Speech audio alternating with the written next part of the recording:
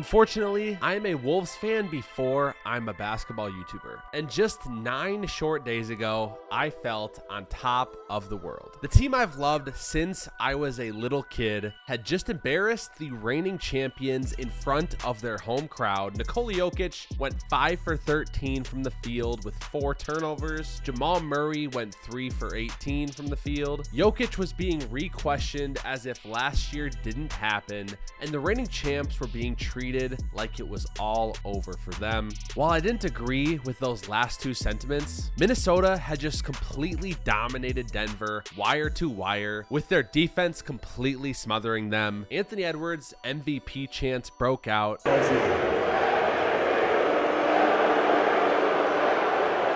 As did Wolves in 4 chants. One shot here, the free will go by Hunter Tyson. And you hear the Minnesota fans saying Wolves in 4. And even some Denver media outlets were beginning to question their team and lose hope. I'm nervous about the Nuggets after this game. Absolutely. The Timberwolves were quickly becoming a favorite to win the NBA championship. So how is it we went from that to what we have now, a 3-2 lead for the Denver Nuggets, and all hope completely lost for Minnesota? Today in this video, we discuss the 9-day resurrection of the Denver Nuggets. Let's get right into it. Before we get into the video, I have exciting news. I've partnered with Autograph to give away free playoff tickets to the Eastern or Western Conference Finals. Winner chooses. All you have to do is download the app using the link in the description, enter code HARDWOOD upon installation, and that's it. I'll also be uploading exclusive game-by-game recaps throughout the NBA playoffs on the app, so look out for that. Shout out to Autograph for partnering with us for this giveaway. Autograph is the first app to recognize and reward fans, turning their passion into access and experience. Hurry now, as this giveaway ends in just 2 days. Using code HARDWOOD, I'll see you over there. We'll start with Game 3, which took place just 5 days ago on May 10th.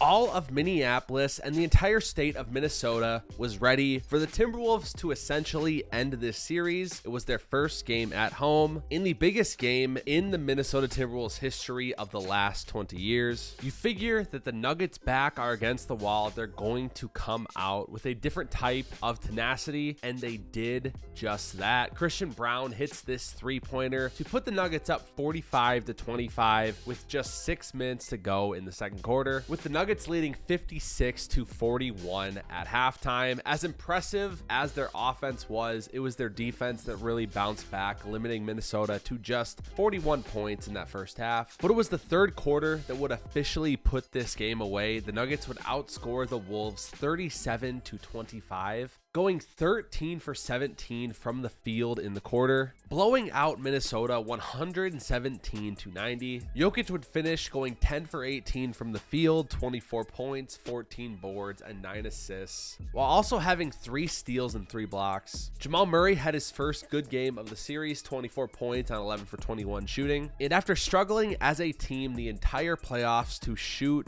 from 3, Denver finally had a game where they would make their threes, going 14 for 29, 48%. But it's just one game. Minnesota just has to split at home, and they'll take a commanding 3-1 lead heading back to Denver, which brings us to Game 4. The Minnesota Timberwolves came out super flat in Game 3, which, if you think about it, can kind of be expected. This game would be different now that the Nuggets punched back. The Wolves would be ready. Minnesota would get out to an early 7-point lead, 22-15, with just 4 minutes to go in the first quarter. But the offensive woes would come again for Minnesota, scoring just 2 points the remainder of the quarter, with the Nuggets finishing the quarter on a 14-2 run. They'd get up by as much as 14, 48-34, with 6:37 to go. But Minnesota would punch back, cutting the lead to just 7 points on this Anthony Edwards 3. In one of the most wild end of half sequences I've ever seen, KCP hits this 3. Anthony Edwards turns the ball over, and PJ has a fast break dunk, and Nickeil Alexander-Walker heaves the ball towards half court. Jamal Murray steals it and hits a half quarter as time expires, giving the Nuggets 8 points in 20 seconds and extending their lead to 15 at halftime. Minnesota would cut it to 11 at the end of the third quarter. The Wolves would get it to 8-7 in the fourth, but never any closer. It felt like every time the Minnesota Timberwolves would make a push, Denver would respond on offense with very clutch shot making. And in the blink of an eye, this series was all tied up at 2. Nikola Jokic finished with 35 points, 7 rebounds, 7 assists. And although he went 15 for 26 from the field, he was not the most impressive Nugget on the night.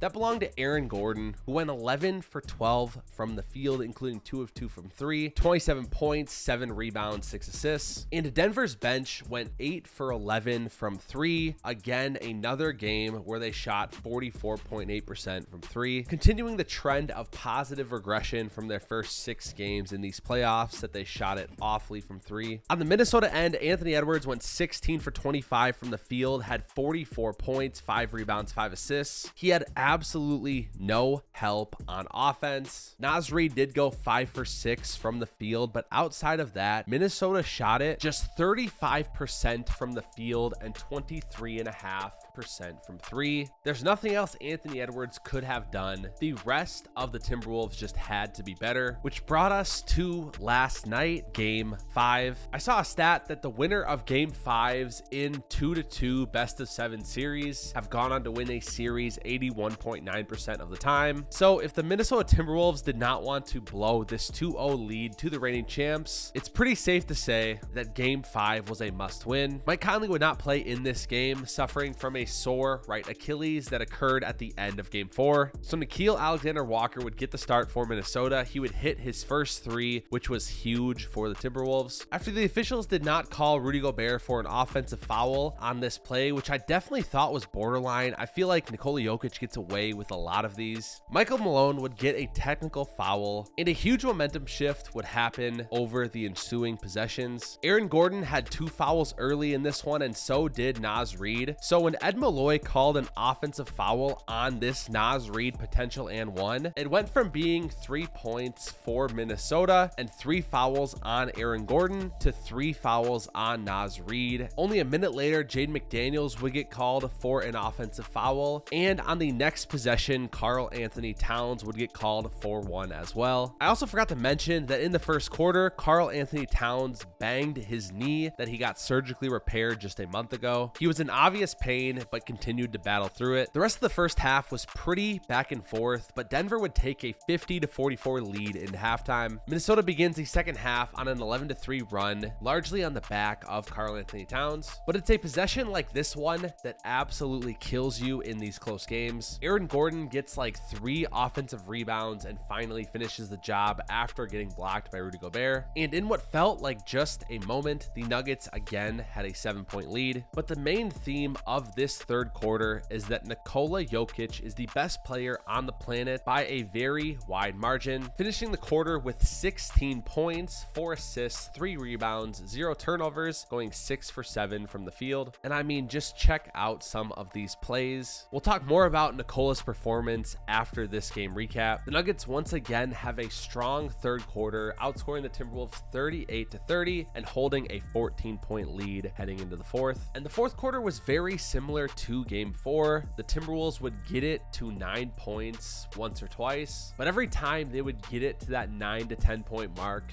Denver would respond. And the Nuggets now lead 3-2 in a series that most people wrote them off in. I can't tell you how much it pains me to make this video as a Timberwolves fan, but when I put on my basketball YouTuber hat, I can't help but appreciate the poise that it took from Nikola Jokic, Jamal Murray, and this Denver Nuggets team to recover in a series like this. This is arguably their most impressive series that they've had in the past 2 years. And for everyone trying to say that Rudy Gobert should be embarrassed by last night, I'm not sure what else you want him to do. Check out a couple of these plays and you tell me who in this world is going to be able to defend it. Nikola Jokic put on one of the greatest playoff performances we've probably ever seen. He scored 40 points on 15 for 22 from the field, had 13 assists, 7 rebounds, and 0 turnovers. I said before this series that the Denver Nuggets, and more specifically Nikola Jokic, have a chance to go down in history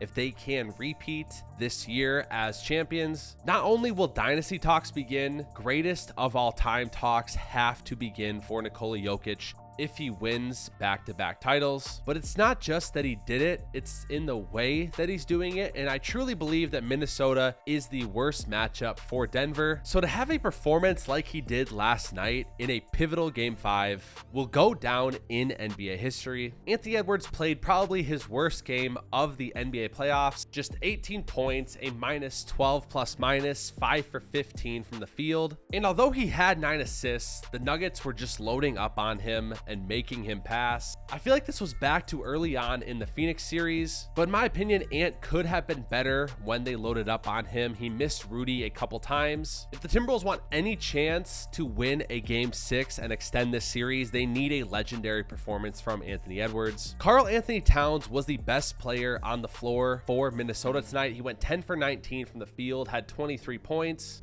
and did so on a bum knee. But I think what's most disappointing for this Timberwolves team to me is Jaden McDaniels. He's been great on defense this entire playoffs, but I think everyone imagined that he would have a bigger role on offense. He's shooting just 5 for 23 from 3 this postseason, which is good for 21%. And if you look, the amount of open threes and open shots he missed tonight really hurt the Timberwolves offense that has struggled over this last 3 games. But overall, you have to tip your cap to the Denver Nuggets. They're the reigning champs for a reason, and they are showing it in these 3 straight wins. The Timberwolves had not lost 3 straight games all season, and it took a Nikola Jokic masterpiece to do so. I think the series is pretty obviously over. I don't even know if it'll go 7 games, but either way, it would take the upset of a lifetime for the Timberwolves to recover and win this series, which saddens me to my core. At the end of the day, this isn't necessarily a resurrection of the Denver Nuggets, but rather